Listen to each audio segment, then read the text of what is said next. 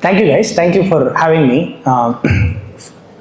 It's my second time in Mumbai, and it's been a wonderful welcome. Meeting all of you guys. Thank you so much for coming long distance to meet me. Really appreciate it. I hope to interact with every one of you guys today. I'm, a bit about me. I'm originally from Chennai, born in Chennai, grew up there. Fell in love with computers at an early age, maybe at like 10th standard or something, really fell in love with computers. Not a great student, but did well with computers.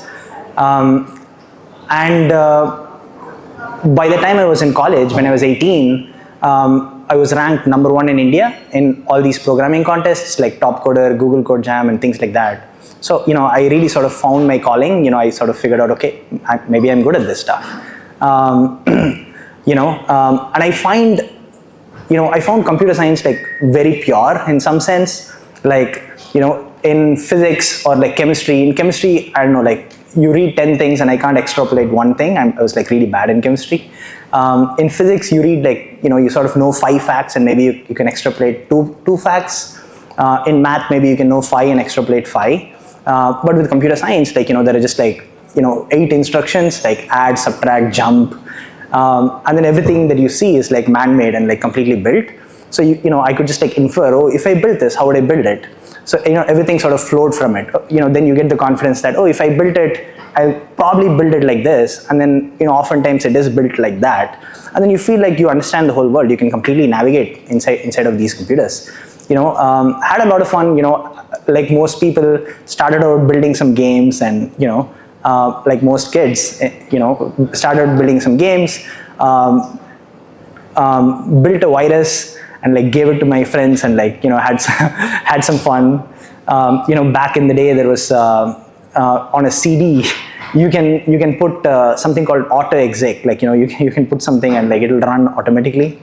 And you can copy it over and it'll sort of interrupt your bootloader. So you can show some messages. So, I had this game CD in which, I loaded this auto exec and then, my friends are like, who played the game, good game, but I got a virus, man. So that was a lot of fun.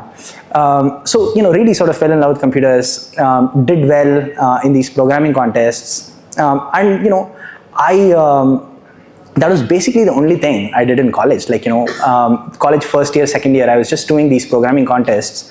And that was, like over time, like, obviously I've done well in life. I've been pretty, successful, and hopefully this is just the beginning.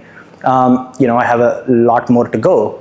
And the theme that comes is like, like confidence sort of like builds over time. You make a bet. It's a contrarian bet, and you see that playing out and you see that actually working out, then you're like, oh, okay, I was right. So you want to make the next contrarian bet and the next contrarian bet, right?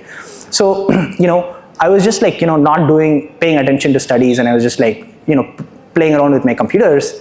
And I remember all my relatives showed up home and they were like, dude, this is your 10th exam, like, if you don't do well, like, like sky is going to fall.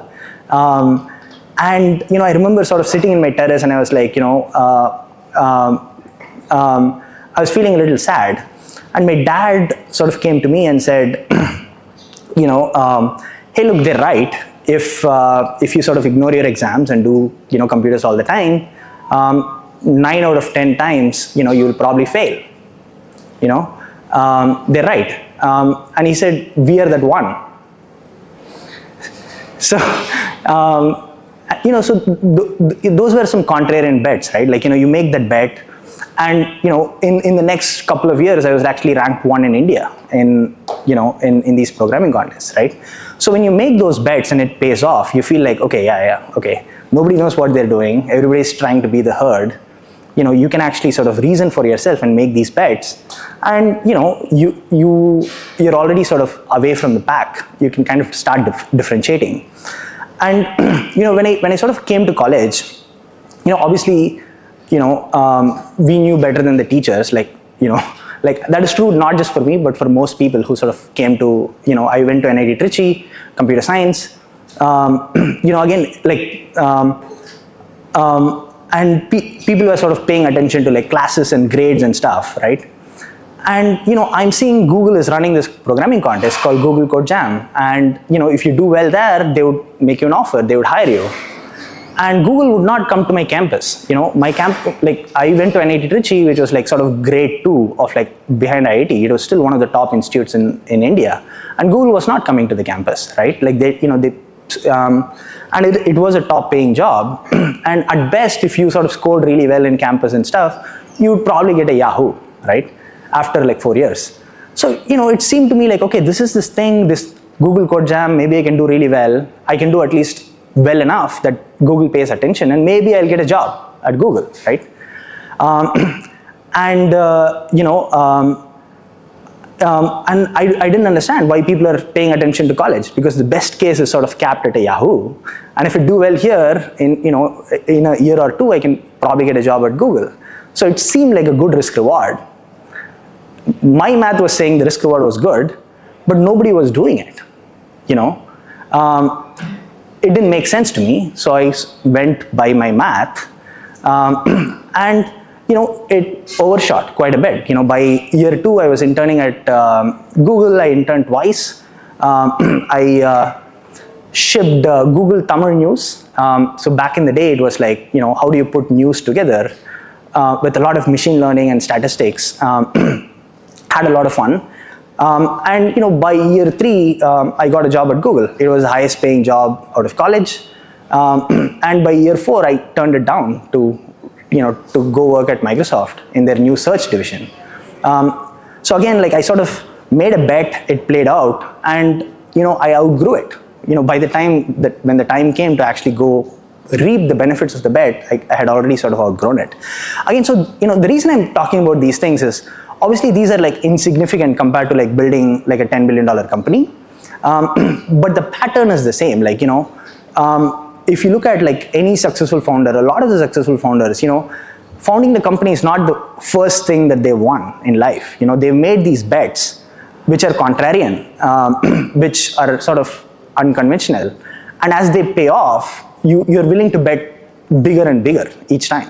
And in the extreme case, you sort of get a Elon Musk, right? Like, he's sort of willing to bet 15 years before his rocket goes to the sky, because, he's just seen those feedback loops play on and on and on.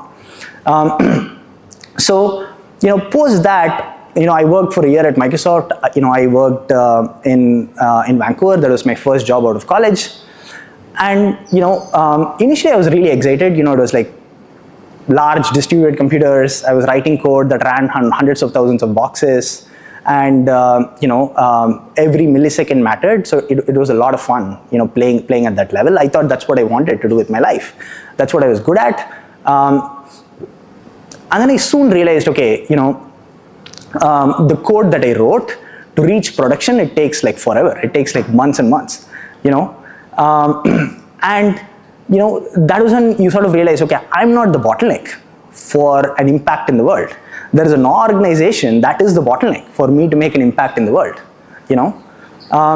So you're sort of like sitting here looking at the people around. Most people around are like, have been there for like 10 years. They're probably going to be there for the next 10 years. And you're sort of looking at it, staring at the sky and thinking, is my peak behind me? I used to be India number 1, like, is my peak behind me? And that is a scary feeling. It's a scary feeling to know, you exactly know what your next 10 years of your life is going to be. And, it was sort of fairly clear to me that that's not okay. It was fairly clear to me that, I don't want to work in a big company. So at the same time, there was like, Paul Graham was happening. I sort of stumbled across Paul Graham's blogs. This was kind of like winter, actually, almost like internet winter at that time, 2008, 2009. And the theme back then was like bootstrapping. Especially there was a lot of noise in India about like people, just like building a product on the internet, making a bit of money, enough to like pay the bills. But like, that was sort of the aspiration level, right? So I thought, okay, look, maybe I can build something that pays the bills, and not worry about making a living, not worry about making a career. And that was more exciting than working at Microsoft, which was not an option. So I actually that was the first time I came to Mumbai. Back in the day, there was a lot of stuff happening in Mumbai. In fact, it was possibly a bit more than Bangalore, maybe, or at least it was on par with Bangalore. So that was the first time I came to Mumbai. Stayed with a bunch of IIT Bombay friends. We were sort of like discussing building some things together. And then I came across Paul Graham, and his writings sort of really gave me a bunch of new mental models to look at the world. And one of the things that Paul Graham sort of like clearly conveys early on is a lot of the world that we look around is actually driven by power law. Winners get like really big, and then the rest don't really matter as much. And oftentimes what you kind of have to do is to be like, instead of I could work 1 day a week, and make enough money to pay for the rest of the days. But instead of doing that, it is actually far more profitable to defragment the 1 day of your entire life, put them together into like 4 years or 5 years or 10 years, and and compound something, and build something that actually compounds. So you can actually compress time. You can compress maybe like 30 years of your career into like a few short years, and build something that creates value to the world. And then you can make enough money, he calls fuck you money, that you don't need to work again, right? Which was a very appealing idea. And it was actually important that, you can't really spread it out at like 1 day a week. It is far more inefficient. You would have to compress it. You would have to compete to be the winner, because winners do take all. So that was like really interesting. And Paul Graham was like, there was a new space in the world that was happening called the internet, right? And internet was a little bit, even by 2008, it was probably a bit late, but it was not as exciting as it was today. And there was not a ton of funding that was going into the internet companies back in the day. So back in the day, the things that were sort of discussed a lot were like lean startups, experiment your biggest risk.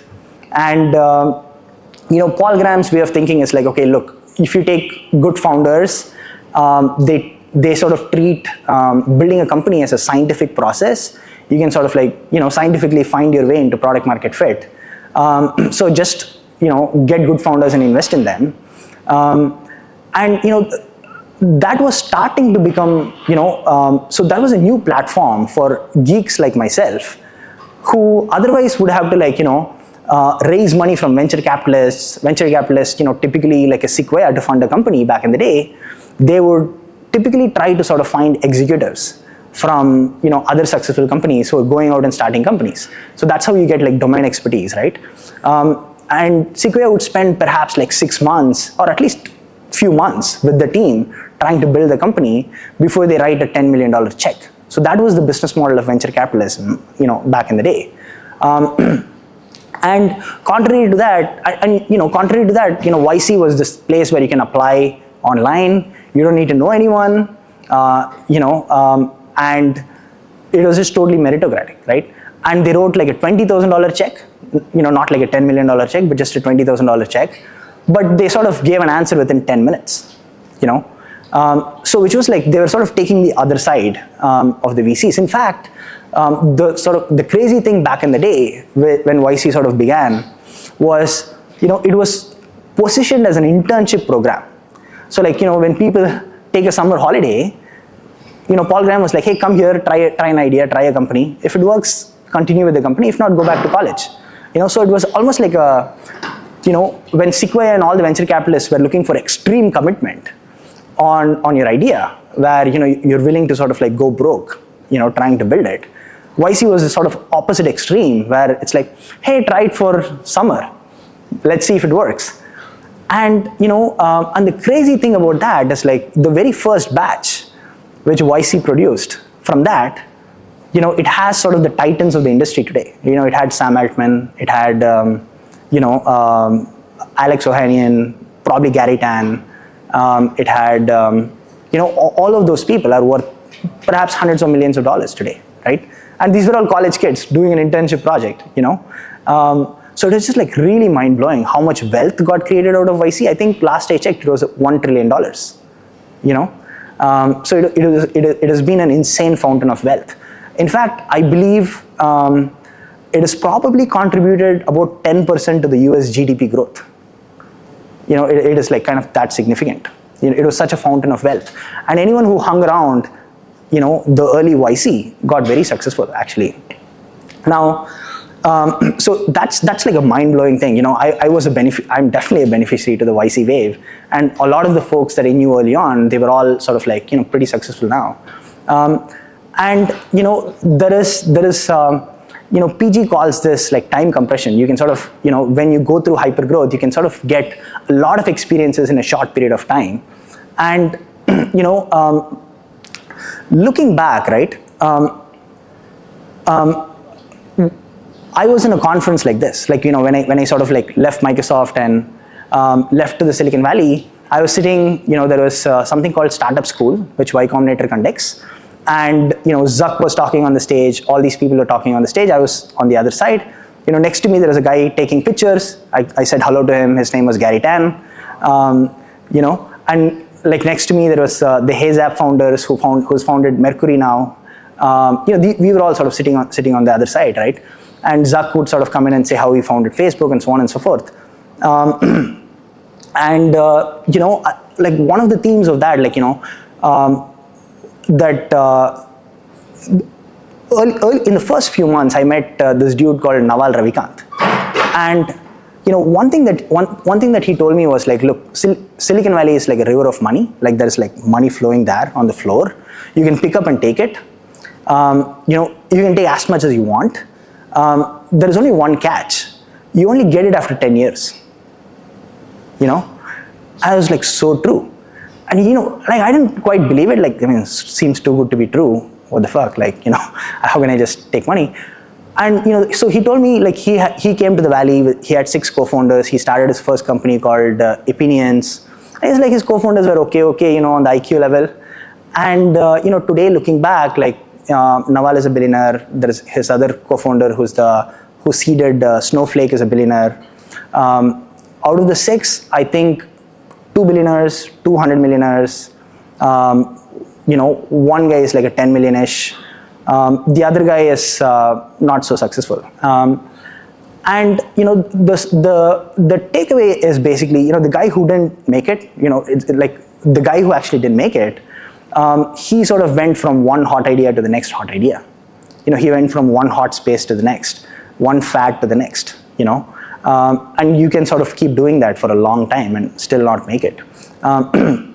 So, again, it's this insane place. And, now again, like looking back at YC, right, like this is crazy that, how much density of success it has produced. One statistic of YC, I'm also an investor in YC, I've been a judge in YC, I LP YC funds. And when I look at the data, one statistic that sort of jumps out of all these things is, Mike? Okay, cool. All good? Everyone can hear? Cool. So YC has a 4% unicorn rate, okay? 4% of companies in YC, 4 to 6% become unicorns, which is actually incredible, which is actually insanely incredible. But it also has another statistic, which is the founder millionaire rate, the rate at which the YC founders become millionaires. And I think last I checked the stat it was somewhere beyond 50%. So more than half the YC founders, even though their companies fail, go on to become millionaires. So, how does this work? It works because, other companies which go on to be successful, like Rippling, goes and acquires these other founders, right? So there is a natural consolidation that occurs where the winners sort of take care of the losers. I mean, I wouldn't say losers, because there are still the other half who are like losers, like real losers. They don't become millionaires, right? But a decent chunk of them do well. Because when you found so again, like now the reason I'm giving you all these statistics is to tell you like how much of a click success is. Like you often have, when you look through history, you don't have like one guy succeeding in isolation. you often find everyone who hung around did really well. This is true of like, historical painters or musicians, film directors. You kind of like always find these crazy people sort of hanging around together and succeeding together, right? And there are like many ways of slicing it. So for example, in NIT Trichy, in my college, in my room, there were like, I had 5 roommates, right? Now, we were sort of not the sort of studious kind. We're troublemakers. We've gotten suspended in college. We didn't do particularly well in college. And out of that 5, all 5 are entrepreneurs today. Every one of them have like founded companies today. And nobody else in the whole college have founded companies. Like basically those are the entrepreneurs and those are the only entrepreneurs, right? And like 1 year before, 1 year after, there are like no one else who's like founded companies. And so I've done pretty well with Rippling. My other roommate started this company called HackerRank, which is also done pretty well. It's probably worth like a few $100 million, maybe 300 to 500 million today. And then a few other friends have had exits in the few $1 million range, which is tiny. But you sort of see that power law again and again, right? Like success occurs in clicks, and there's a lot of reinforcing effects. Another story I can tell you is like my own father. He went to sort of some college somewhere, but he wasn't that studious. He was a writer. He wanted to become a writer. And he came to Chennai. He ran away to Chennai. He failed in college. He didn't want to go home, so he ran away to Chennai. And he sort of took a 1-bedroom house in which there were 4 people. 4 people lived in that house. And out of the 4, like my dad became one of the top writers in Tamil. The other guy became a decent Tamil movie director, which is what he set out to do. There was another guy who sort of became one of the top editors of a magazine. These were all people, another guy became a drunkard, right? It's not like fail safe, guys. These are risky experiments we run. But you can kind of see, okay, this is not what the odds tell you. Like this is like extremely high odds, right? So what's going on here? Like, so slightly zooming out, okay, like, so I've understood a thing or two about our role in this universe as entrepreneurs.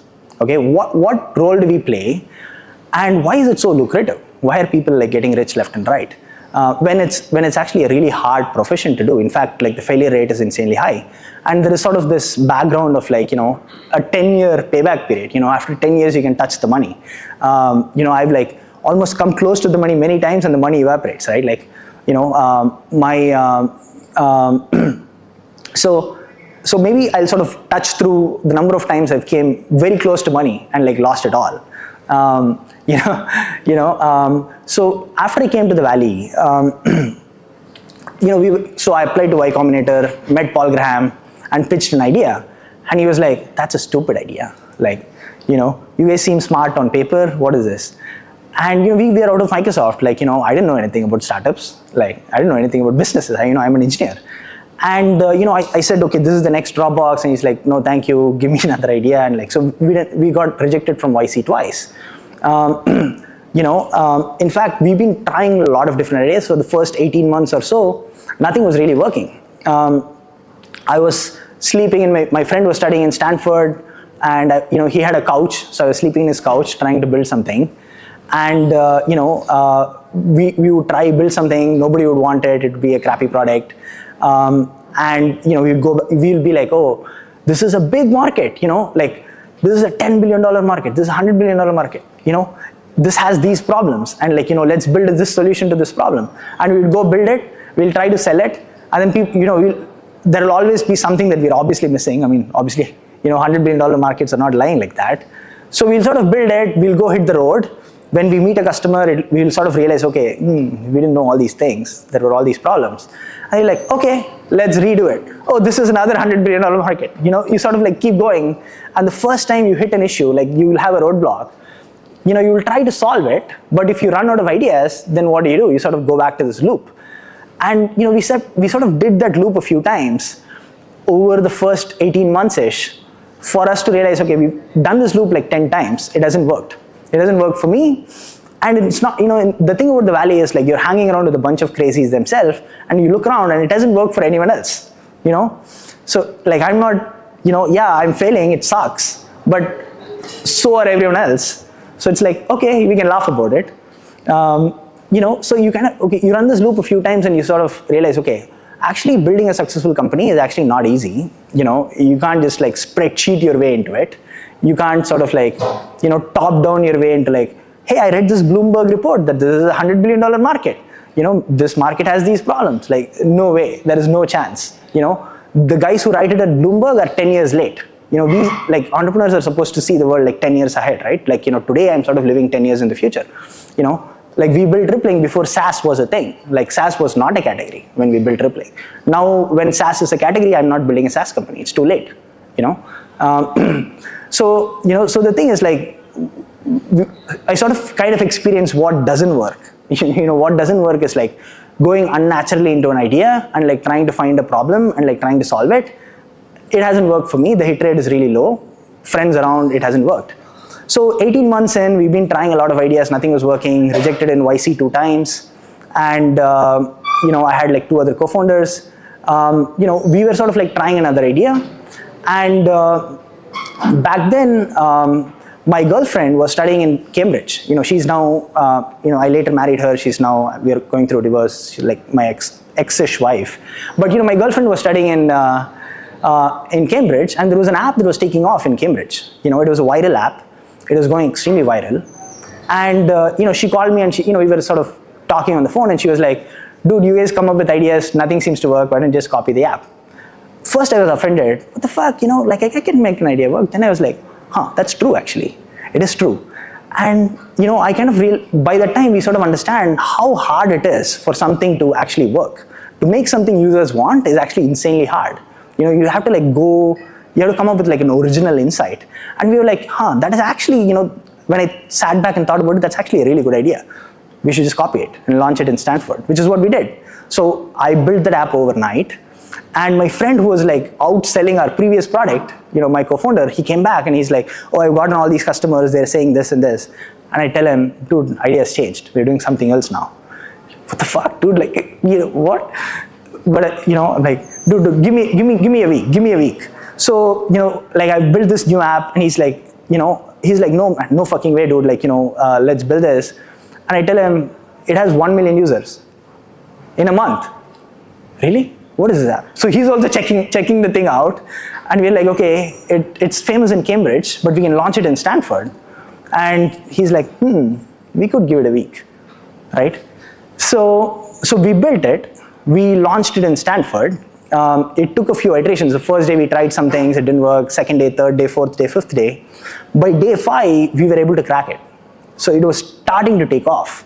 By day 5, it had something like 7 likes on Facebook, like 7 likes, But the nice thing was, I refreshed it in an hour, it became 8 likes, And I refreshed it in an hour, it became 10 likes, And like, a few hours later, it was 50 likes. And I was like, fuck, dude, this is actually taking off. This is actually working. It's taking off. And, and then in a week, 20% of Stanford was using the site. So we're like, holy fuck, we gave ourselves a week, here you go, it worked. So now we sort of try to like take that formula, Stanford formula, and spread it across other colleges. In the next month or so, we got Berkeley, and then it sort of like kept spreading from there. In the first 6 weeks, we had probably, I think, 2 million page views or something. By month 6, I think about 20% of all US students were using the site. The site was called Like a Little. At our peak, we were actually more popular than Facebook in colleges. When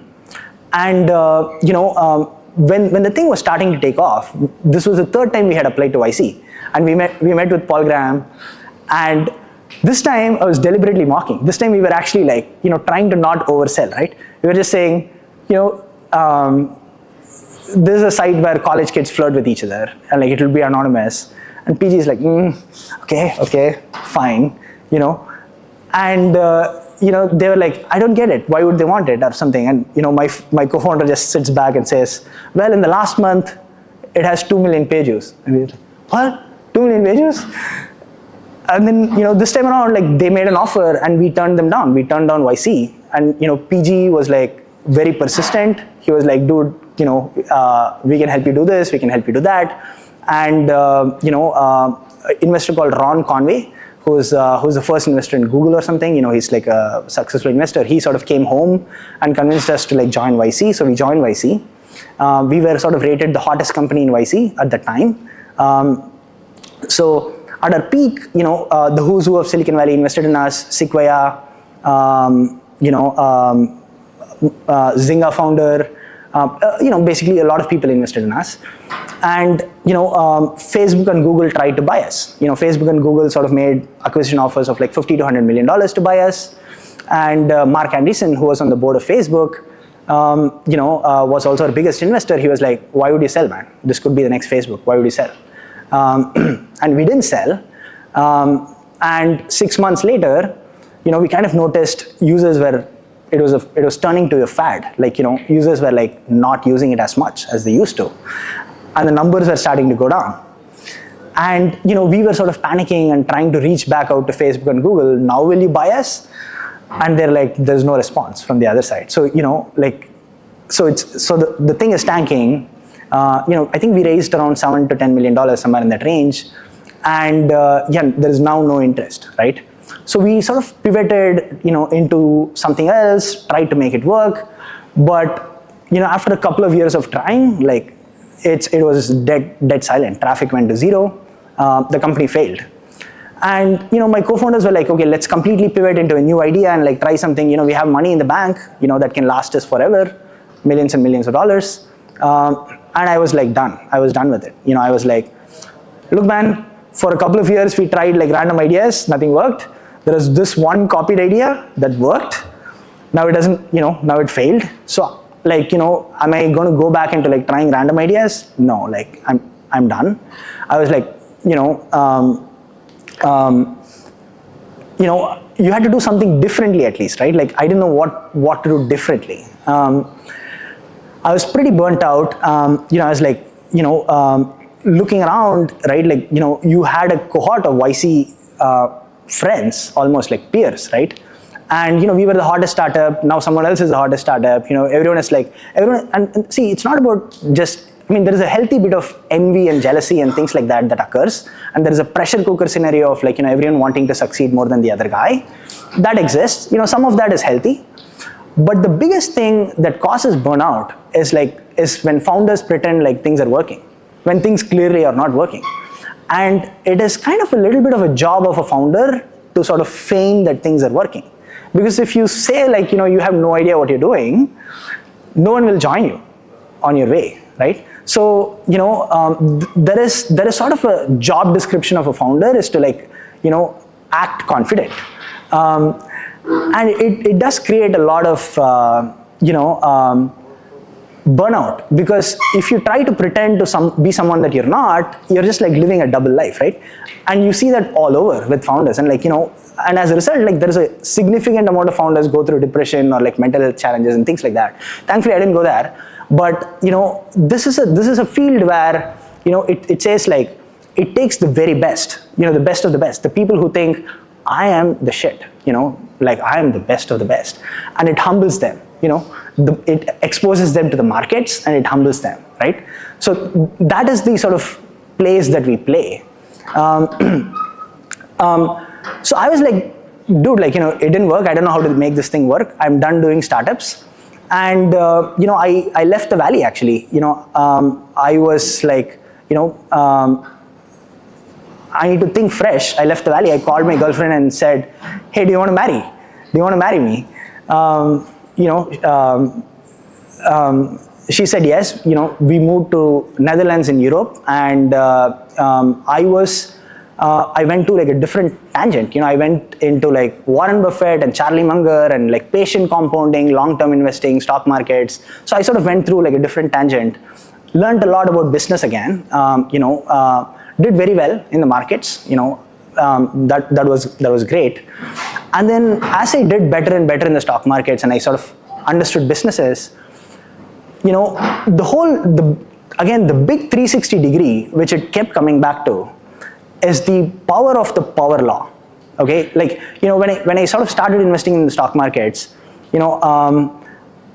I had maybe 100, 200K, which I sort of made from my, a company that I could have sold for 100 million. I probably got a couple of 100K when I exited. But, I put that in the Indian stock markets, and, I fairly concentrated it. And there was one company which did 100x for me. There is a company called Avanti Feeds, which was a no-brainer at that time, according to me. And I put a decent amount of my money into it, and it did 100x for me. But I sold it along the way up. As it sort of kept growing in value, I kept selling and selling and selling. And then the net effect of my portfolio is far from 100x, right? And you sort of look around with startups and people who are doing well and who actually succeeded in these YC batches. You can see, okay, how the best company at the time looked expensive. For example, my previous batch was Stripe, and PG was like, hey, what's the coolest company? PG was talking to me, Stripe is the cool company, and it was valued at $20 million. I was like, what, $20 million? It's too expensive. And now you see, okay, if Stripe is what, 100 billion or something, so you kind of see the effect of the power law, where something that seems a little bit expensive, which is, slightly higher quality, makes all the difference. And when I look back at the YC batches and the founders, that sort of kept persisting. So the common theme, when I sort of took some time off and really sort of zoomed out, is look, exceptional events are rare. Sometimes, a few times, you will see something that is exceptional, that other people are not seeing. Even if other people are seeing, they have not realized how special it is. Because exceptionality is actually underrated. People don't understand the effect of power law. How, 1 plus 1 plus 1 is 1,000, not 3. It's actually extremely hard to understand.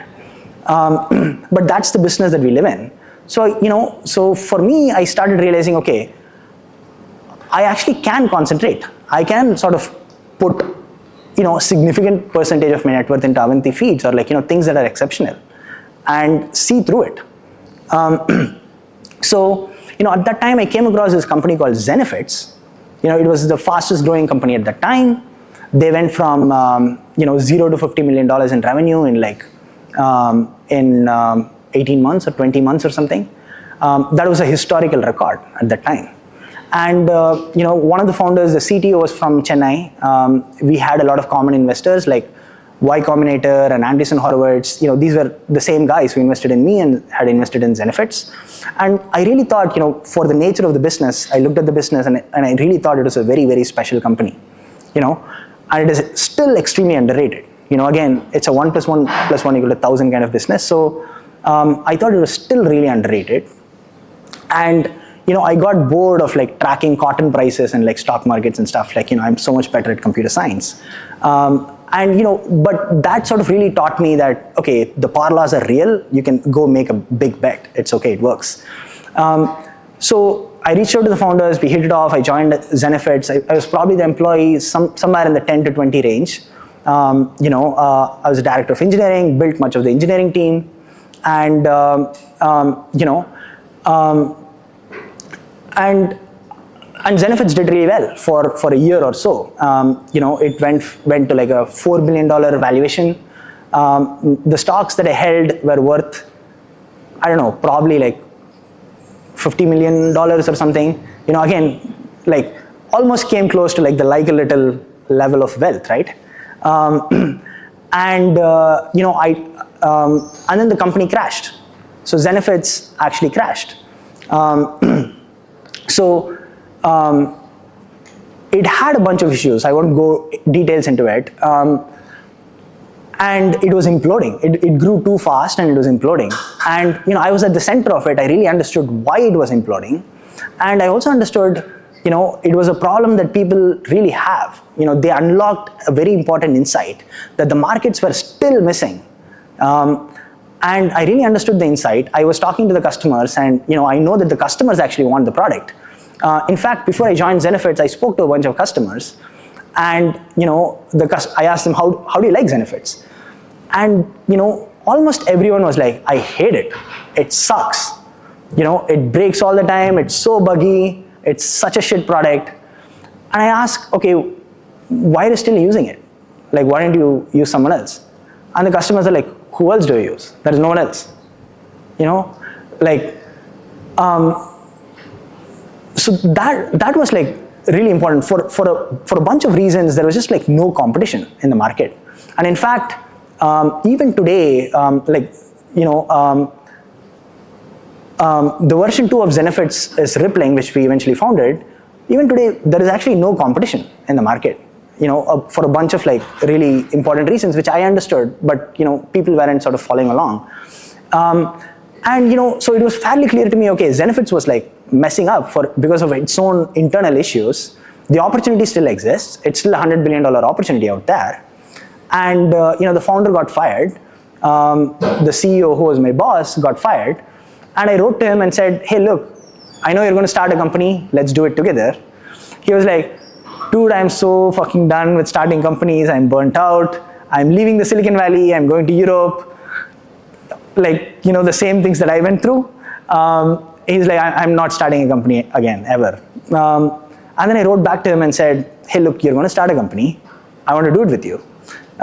Didn't hear for a month. He went to Europe. After a month, when the media was bashing him and stuff, he was like, he came back and he wrote a mail, hey, let's actually start the company. So that's how Rippling was founded. When we founded it, a lot of the early employees, including my wife, I told every one of them, like, dude, for these reasons, there is no one else who's going to enter this market. No one else can do it. Startups cannot do this because, the thesis of Rippling or Zenefits was an all-in-one suite of products to run your company. Now, Zenefits was like 3 different things together: payroll, benefits, and HR, all those 3 things together to run your company. Now, if you put these 3 products together, there's a lot of manual work involved in transmitting information between these products that goes away because they're well integrated together, right? That was a hit. At 3-in-1, we had a hit product called Zenefits. Now, all the competition was vertical products. There was only payroll company, there's only like a insurance company and so on. For them who were already like $10 billion companies, $100 billion companies, to sort of launch these 2 new verticals was like a big deal. Like it goes against their DNA and their culture. They've just been monopolies for a long time. And for startups to come in and build that, to build enough surface area of product to compete with these like giants, it took a lot of capital. And startups didn't quite have that. Now, when Zenefits failed and we came out and started Rippling, again, it was the same tension. For startups to come in and build, they need to raise like tens of millions to like build. Now, 3-in-1 won't work because the market has caught up to 3-in-1. We need to build like 5-in-1 or 7-in-1. We don't know like at what in one Rippling is going to work, right? So, we burnt capital for the first 2 years before we burnt probably $10 million before we saw $1 of revenue, right? So, it was a long game. It was like, we knew we had to burn a lot of capital to get there. And we didn't think there are going to be a lot of startups who are going to be able to raise that kind of money, And we also knew like the big companies are not going to do it. It's just like they've just gone from 1-in-1 to like 2-in-1, maybe 3-in-1. They're not going to go to crazy and like go 7-in-1, right? Like, that's just not going to happen. And it still has not happened. Like Rippling today is like a, I don't know, $10, $20 billion company. There is still no one in the market who is actually doing it. It's probably like 10-in-1 right now, and it keeps growing. It keeps adding new products and bundling things, right? So for a bunch of reasons, I sort of really understood this was something special. This doesn't happen that often. And maybe I should go into those reasons. Maybe I should sort of tell you the thesis of why I thought it was an exceptional event. Look, the business that we are in, like startups fail. Like that is, if you have a startup, if you want to predict its outcome, it's easy to predict it. It's going to fail. That's what it is, right? Now, the ones that do succeed are exceptions. They're breaking one or more rules of the textbook. It's not supposed to work, right? So, a lot of the only thing that's worth betting on is something weird happening, something exceptional that's happening. So a lot of our job is to identify when some extreme set of events are occurring together at the same time, which should not have occurred together at the same time, where the odds are fundamentally really low for them to occur together at the same time. But for whatever reason, a bunch of wind of chance, they have occurred at the same time, and you rush into it, right? So now let me sort of go into why I thought Zenefits was a really special thing, when I went and joined them. So Zenefits was this 3-in-1 product, right? The founder, CEO Parker, he was running a company earlier called SigFig. Okay, SigFig is an okayish company. They perhaps raised like a couple of $1 million. They had 10 employees. It was not going anywhere. For 7 years, it didn't go anywhere. The co-founders fought with each other. Parker was fired out of SigFig. So he came out and he was like, he started Zenefits. Now, what does Zenefits do? Zenefits basically is a health insurance broker, which gave you health insurance. And health insurance brokerage is like pretty lucrative. You can make a lot of commissions doing that. And, ever since the .com boom on the internet, everyone understood the middleman is going away. When the internet has come, middleman dies, right? So everyone understands, health insurance broker is making a bunch of money, like let's kill the middleman, let's just make it online, right? But it hasn't worked for a long time. There are other middlemen who died, travel agents, hotel agents, like many middlemen died, but it's just this insurance middleman didn't die for a long time. And, and right around that time, there was a new law that was passed in the United States called Obamacare, which standardized the insurance prices. So it said like, everyone gets the same price. There is a table, and according to the table, everyone gets the same price. Now that changed any illusion of edge an insurance agent can have, right? So now it doesn't matter who your insurance broker is, you get the same price, right? So now suddenly, the playing field is getting commoditized. Even that insight is not enough because everyone can see it. It's a government announcement, so plenty of founders rushed in. Everyone wanted to build a digital online insurer. And when people built it, you realize customers were still like, no, I like my broker, man. I like talking to him. Why should I come with you, right? And the law was such that you're not allowed to pay the customer back.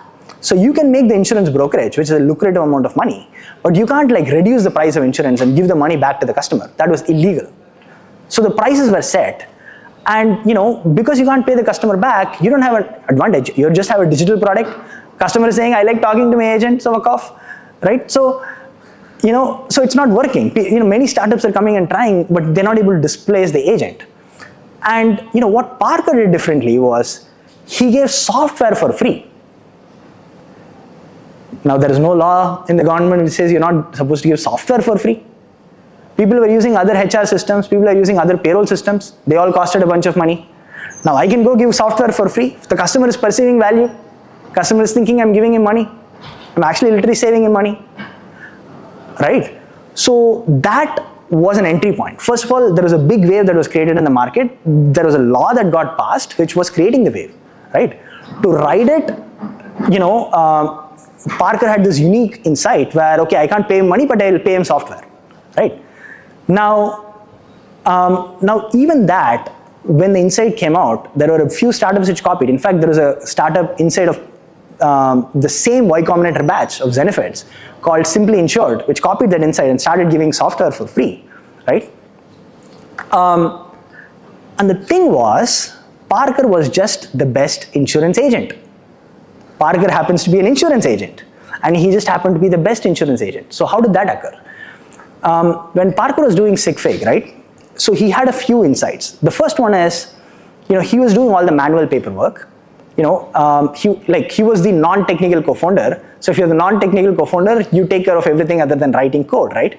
So he was sort of enrolling people in insurance, paying people every month, and doing a bunch of things which are repetitive. So he actually felt the pain enough to solve the problem, right? So he knew what the pain was and what the solution to that was. But more importantly, the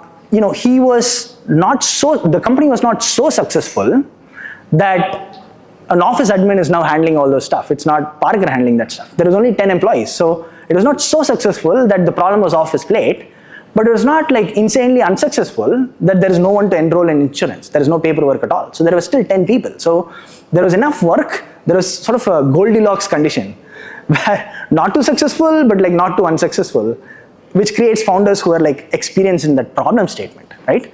And then within the Goldilocks condition is when you also are, you need to get fired also, right? You experience the problem statement, but you need to get fired to go start the other company which solves the problem statement, right? So, he was sort of fired in that Goldilocks condition, which was itself a rare event. It's like, like less than 0.1% of the founders like go through that life experience. But where it gets even rarer than that is he actually had cancer.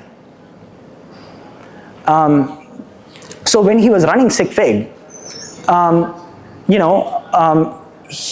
was not such a successful company, and his cancer treatments were costing a lot, right? So, he just really understood how insurance plans work, which plans are really the best, what to optimize for. The company can't pay a lot of bills. So he really understood about insurance, and like everyone in the company, when they wanted to pick an insurance, they were naturally going to Parker for advice, right? So he was like a good tech founder, intersects with, like not so successful, intersects with someone who also happens to be like really good at health insurance, intersects with, someone who's hungry and like, good enough to like go out and start another company. So these sequences itself are like extreme rare events. And then you sort of intersect that with a rare event saying the president of the United States passes a law, in your favor. Now that is an exceptional outlier event. So that's what creates $100 billion companies, a confluence of rare events. So, a lot of our career is just like looking for exceptional things that occur once in a while in the world. Like, basically we, a lot of the time, the advice that I give founders who want to start companies is mostly like what we engage in is when you see an event in the world, you want to classify how many standard deviations of the mean that event is. Like 1 sigma is like, 1 standard deviation. And like, we sort of operate in the 6 sigma or above. 6 sigma is like probably 99.99949 or some percentage like that, some really exceptional percentages like that, but they occur all the time. And they're the only things that matter in our business. Again, startups fail.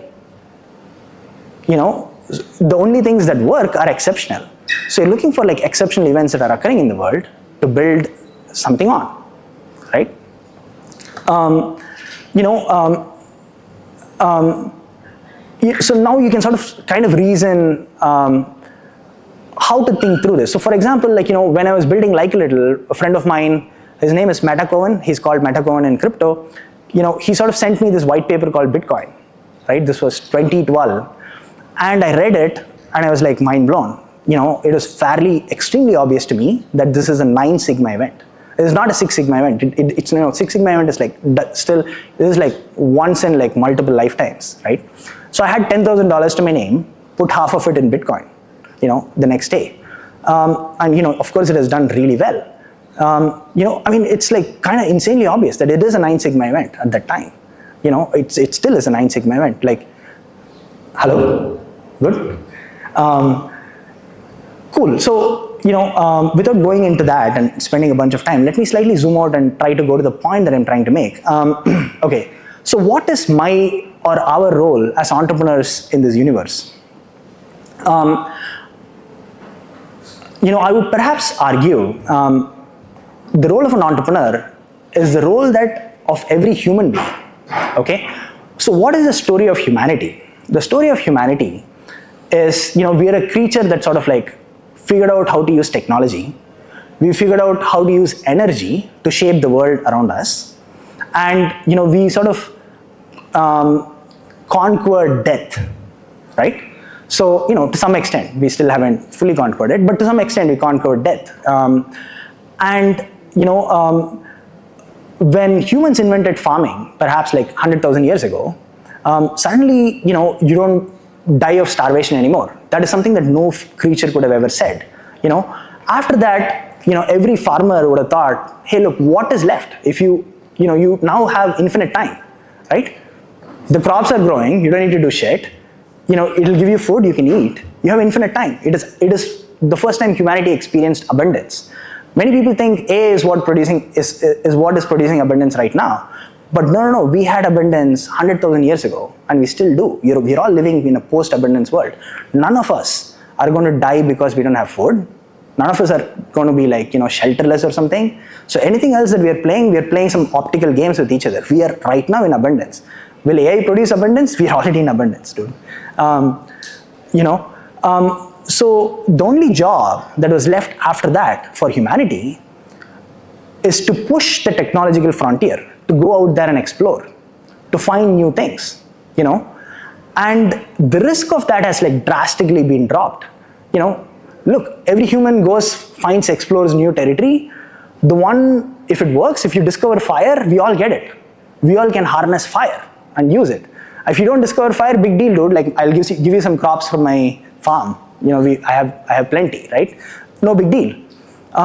So we were supposed to already be, all of us, be explorers. We're supposed to go push the frontier and find new stuff. That is the only job that we as humans have. But the thing is, the farmers, if they have a time machine and they come into the future, they would actually be shocked how much of the human race are not explorers.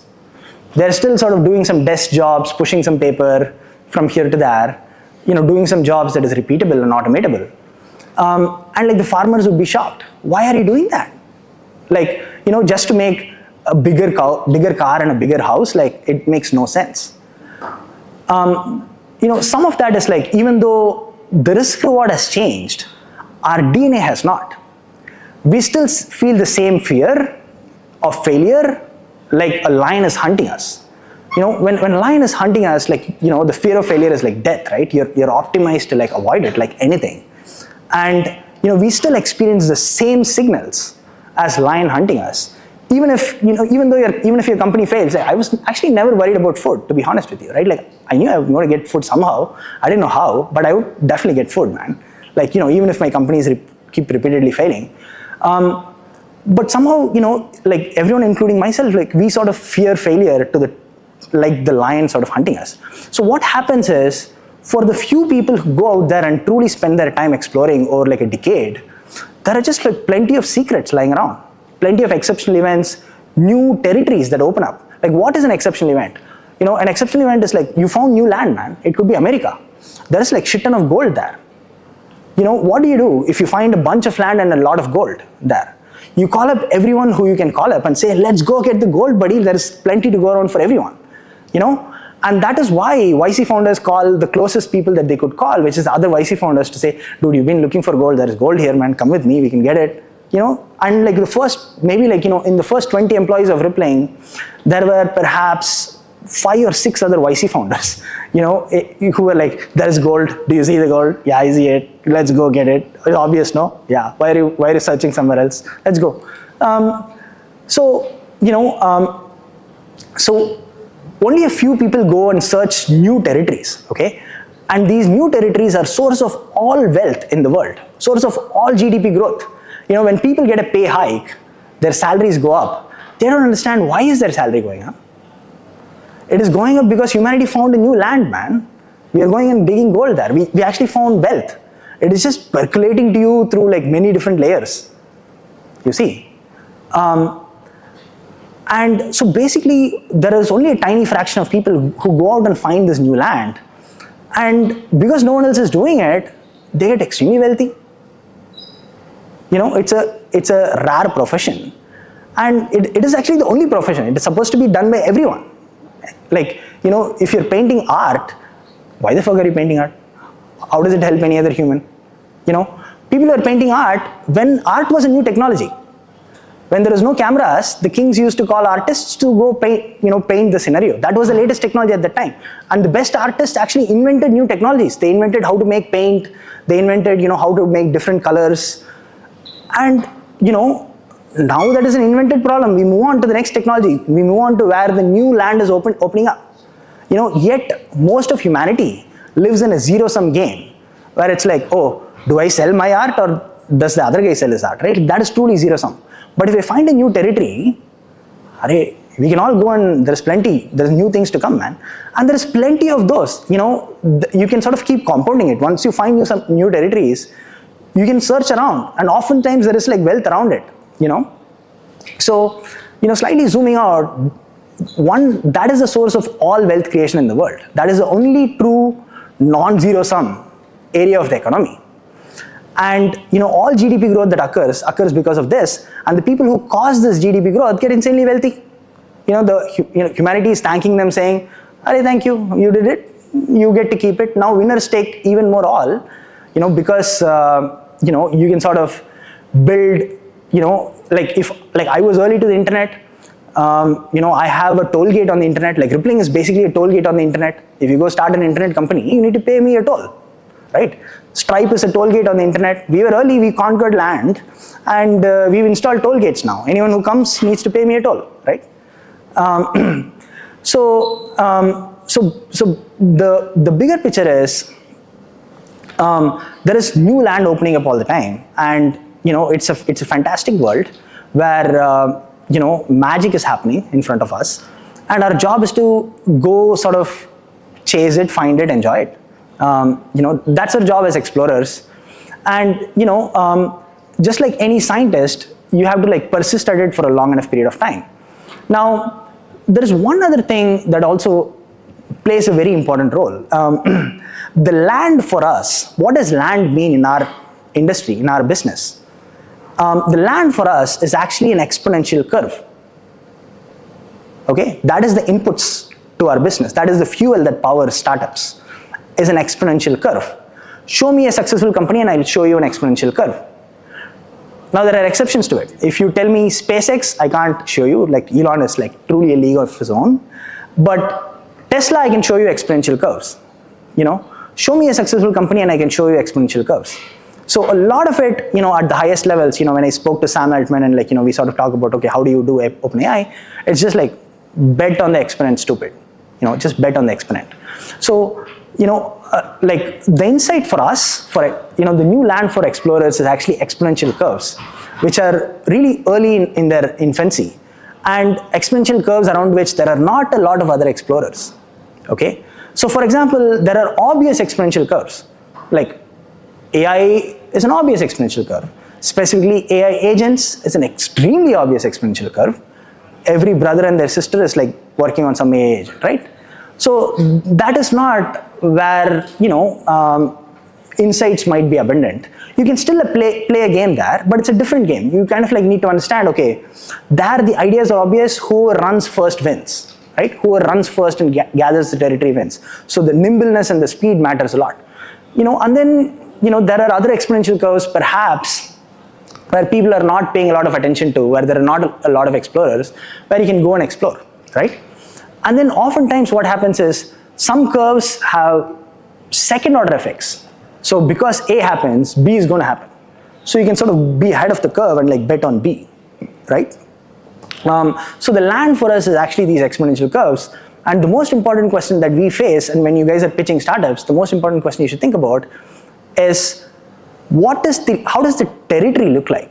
There is like something should have opened up new. Like why now is an important question in venture. It's like, why is this thing that you're building not possible 5 years ago or 10 years ago? That is actually an important question, because that means a new land just opened up. Therefore, this thing is possible.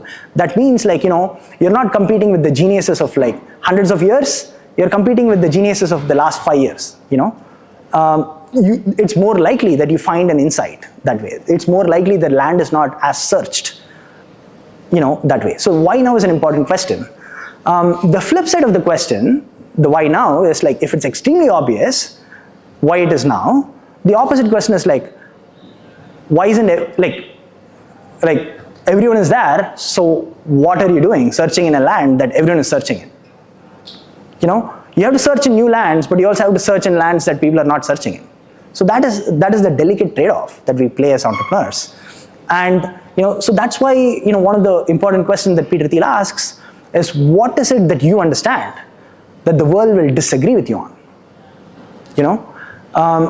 And oftentimes, like the insight we had at Rippling or the insight we had at Zenefits, you can sort of scream from the rooftop. The insights you had at like Bitcoin, you can sort of scream from the rooftops, and still the world doesn't understand it. It sort of takes a lot of time for the world to digest it. And by the time it has digested it, like, as an entrepreneur, you have to go into the next insight. You should kind of be living in the future, right?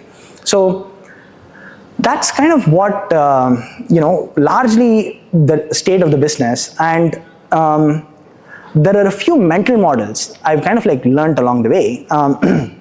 One thing, I don't know how we're doing on time. How are we doing on time, actually? Probably. Yeah, we can like continue. We have a few questions from the audience. Yeah. Cool. So one of the things that I saw from my YC batches, because if you go through YC, you see a lot of data of like what works, what doesn't work. There are often 3 buckets of companies. I sort of put companies that go through YC in 3 buckets. One is the obvious winner who just like came in, they went on something that's good. They had an insight. Oftentimes the insight is because they were sort of experiencing, and it's our job as entrepreneurs to experience a different life from what everyone else is experiencing, and therefore you have a point of view on a problem that is different from what the world has a point of view on. So for example, one of the companies in my YC batch was a company called MemSQL, which said databases are going to be entirely run from memory. They saw that at Google and Facebook, the economics have shifted so that you always run databases from memory, and they were like early engineers there, so they sort of saw it first happening before the rest of the world understood that transition, and they started MemSQL, and it was sold for $1 billion, right? They were my batchmates, and like they were often at our house, our hacker house. So one of the things is like you have to live a different life, that you have a point of view or an insight of a new space or a new territory that the rest of the world misses it, right? So there are 3 buckets. The first bucket is like straight shot, a company which goes from strength to strength to strength, and they had a powerful insight coming in, and they just compounded it all the way and became worth billions and billions.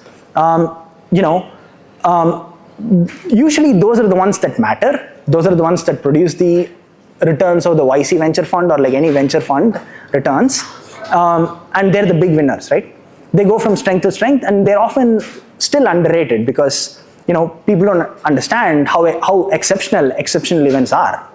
Now there's a second batch of companies which is failure from day one. Okay, these are guys who are like should have never started a company. They started a company because it was cool, for all the wrong reasons. They go after something that's like obvious and hot, and then they just fail. When the eventual surprise hits, they just fail and they sort of die away, right? So that's these are the 2 obvious buckets.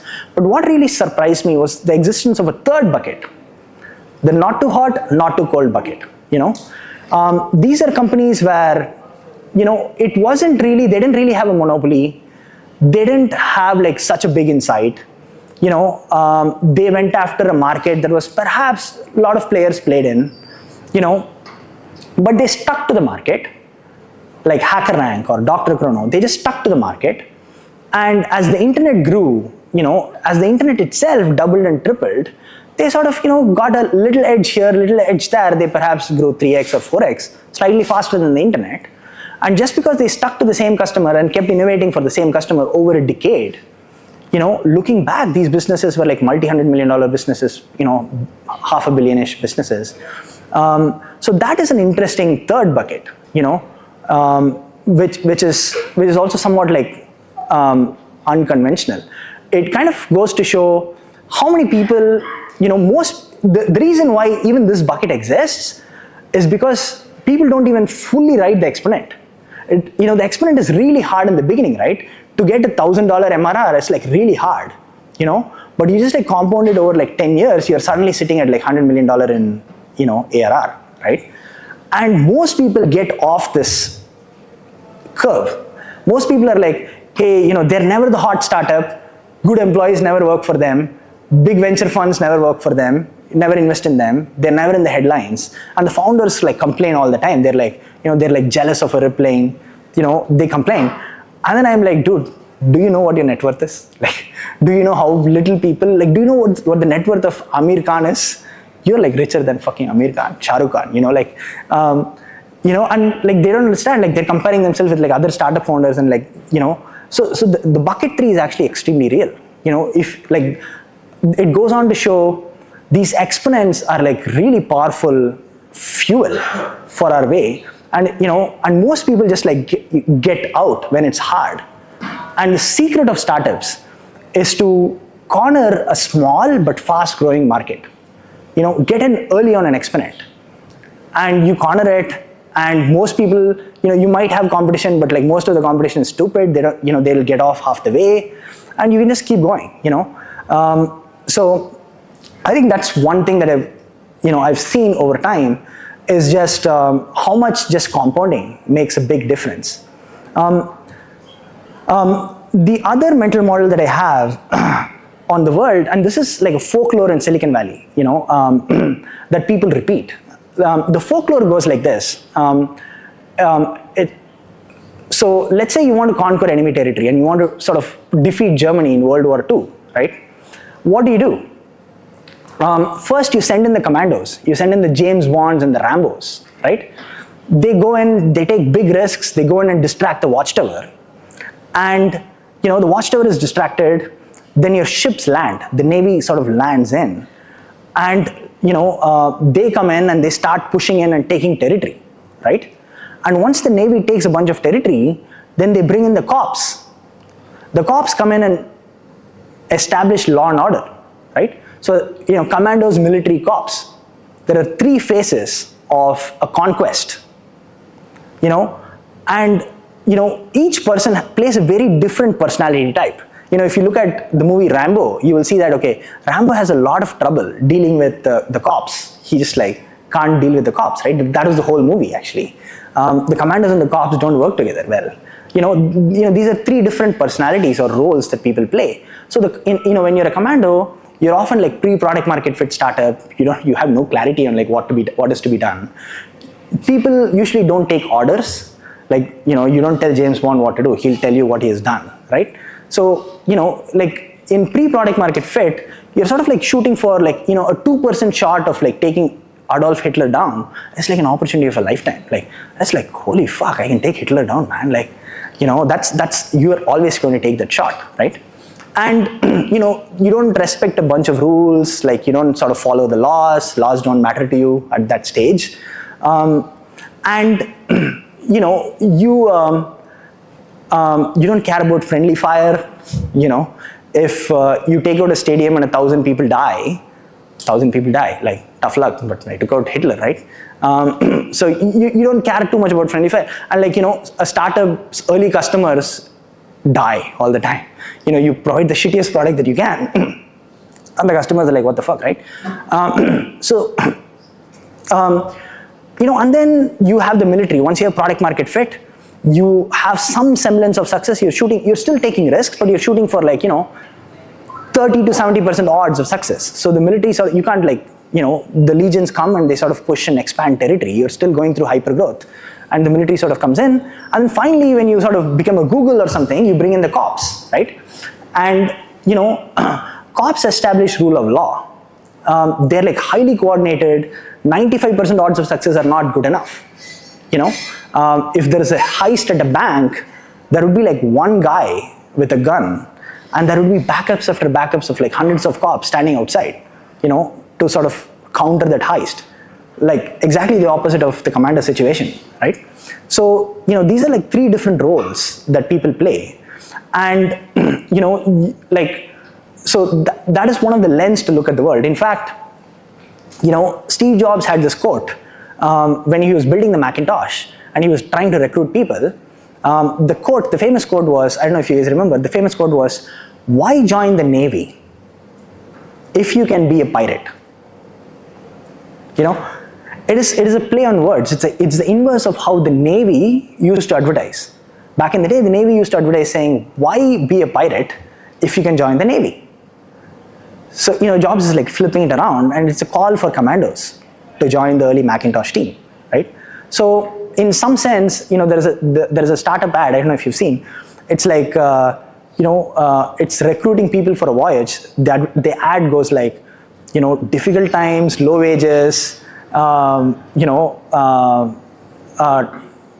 work, a bunch of like really bad things, and then it ends with, but in event of success, glory.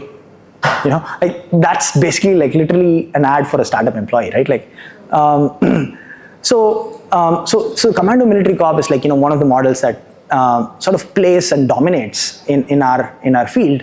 Oftentimes this is why you see like people who spent a long time at Google or something, they just don't make good startup employees. Like you don't hire them at all. I don't recruit them. What else did I have?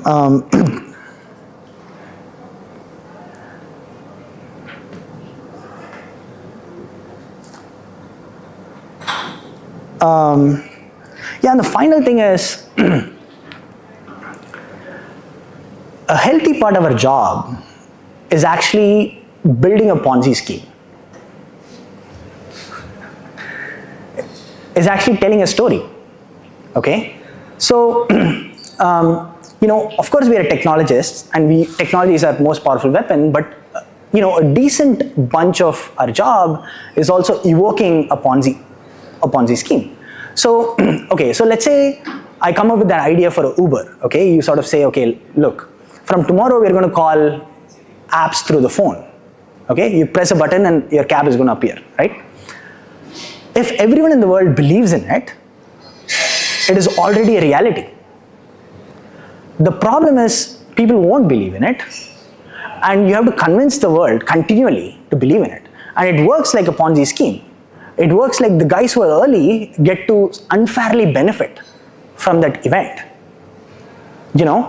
I'll give you like, so in practice what happens is a founder is like a storyteller. He brings in a group of people into a room. It could be drivers, it could be riders, it could be the press, it could be early employees, investors, all these participants which make the startup ecosystem. He brings them in a room, in this metaphorical room, and tells a story. He says, this is the future. And everyone is looking at him and thinking, really? And the consensus is actually second order. They're not just thinking, can I believe him? They're also thinking, is everyone else going to believe in him? It's kind of like how Bitcoin mining works. It's like I said that he said that he said that he said. Like it's a recursive consensus. And so what happens is a bunch of people believe early on. Okay, and then looking at them, perhaps the first early investor writes a seed check in Uber, and then people are like, oh, is it true? And then, some early employees join and they actually, project their stock options are going to be worth insane amount of money, and they sort of believe and they join. And then, some, they take a bunch of money from the investors and give extra salary to the drivers to convince them, to drive an Uber. And, they're taking a loss, but the driver is sort of unfairly benefiting by being early in it, right? Now, if the driver would himself believe in Uber, that would be great. You don't need to pay him. How much you need to pay a participant is inversely proportional to how much he's already willing to believe, right? Now, these drivers are not risk takers. They're not people who take equity and get rich. Therefore, the traditional mode, the pre-crypto mode of operation, is you paid them cash, you bribed them straight cash, so they made a little bit of money, but not as much money as the early employees or the early investors of Uber. In crypto, the world is sort of changing. The drivers would take the tokens and they would actually get rich.